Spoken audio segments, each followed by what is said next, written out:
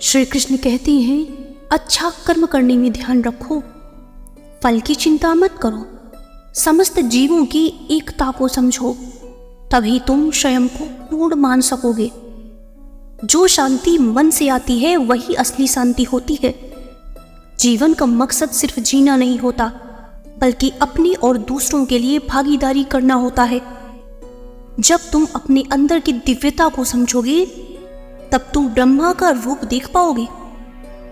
भगवान के भक्त सिर्फ मंदिरों में नहीं, बल्कि हर जगह मिलते हैं। प्रेम करो, क्योंकि प्रेम ही जीवन की एकमात्र शक्ति है। धर्म का अर्थ है सत्य और न्याय की पालन करना और अपने कर्मों के द्वारा अच्छाई फैलाना।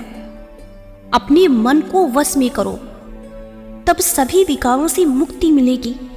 जीवन की राह पर चलते रहो, क्योंकि श्री कृष्ण हमेशा तुम्हारे साथ है। भगवान कृष्ण की कृपा से जीवन में आनंद और समृद्धि का आभास होता है। प्रेम से जीने की कला को श्री कृष्ण ने हमें सिखाया है।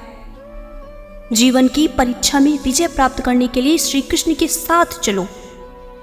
जब आप ईश्वर में विश्वास करते हैं तो उन्हीं की कृपा से सब संभव होता है। जीवन की मुश्किलें सिर्फ एक परीक्षा है और श्री कृष्ण हमेशा साथ होते हैं, तो उन्हें पार करने के लिए बहुत आसानी होती है। अगर तुम ईमानदारी से अपने कर्तव्य का पालन करोगे तो अंत में तुम्हारी ही विजय होगी। जब तुम अन्याय के खिलाफ लड़ते हो तो तुम्हारे पास शुभ प्रभात होता है। जो धर्म के लिए खड़ा होता है उसे सत्य का सहारा मिलता ही मिलता है। जब तुम अपने कर्तव्य पर ध्यान केंद्रित करोगे तो तुम्हारा रास्ता स्पष्ट हो जाएगा।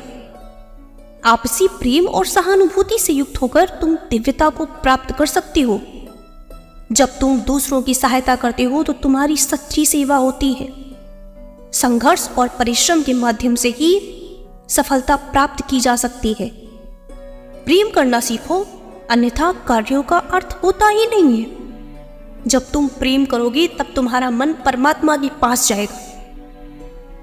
जीवन का मार्ग ध्यान, भक्ति और सेवा के माध्यम से जाता है। इन तीनों में पूर्णता प्राप्त करो और अनंत शांति को प्राप्त करो। आपके कर्म आपके द्वारा नहीं बनते, बल्कि आपकी आस्था के आधार पर बनते हैं। जो भी कर्म तुम प्रेम से करो वो आपको मुक्ति के मार्ग में ले जाएगा।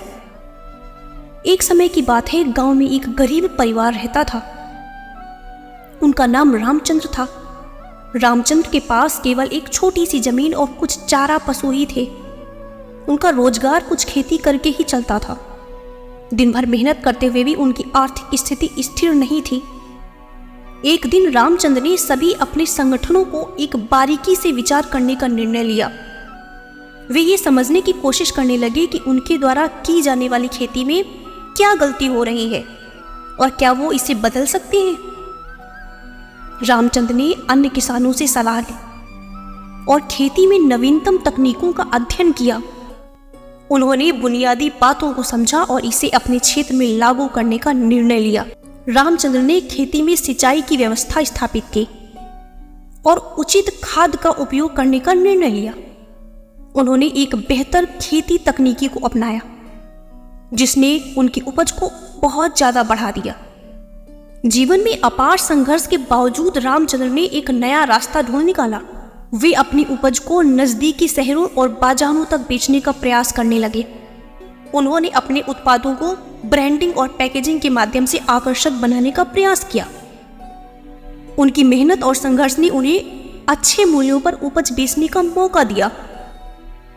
शहरी लोग उनकी उपज की गुणवत्ता और आवश्यकता को महसूस करने लगे और खरीदारी के लिए उनकी खेती से प्रेरित हुए।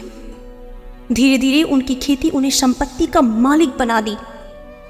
वर्षों के बाद रामचंद्र ने अपनी जमीन का आकार बढ़ाने का निर्णय लिया और नए उचित तकनीकों का उपयोग करने का निर्णय लिया। वे एक बड़ी खेती उद्योग की स्थापना करने का सपना देख रहे थे। आज रामचंद्र गरीब परिवार से अमीर व्यापारी बन गए हैं। उन्होंने अपनी मेहनत, समर्पण और अद्वितीय विचारधारा के बल पर अपने सपनों को साकार किया है। दोस्तों, आज के लिए बस इतना ही। आशा करती हूँ आपको ये वीडियो पसंद आया होगा। वीडियो पसंद आया हो तो वीडियो को लाइक, शेयर व चैनल को सब्सक्राइब जरूर करना। नमस्कार, जय श्री कृष्ण।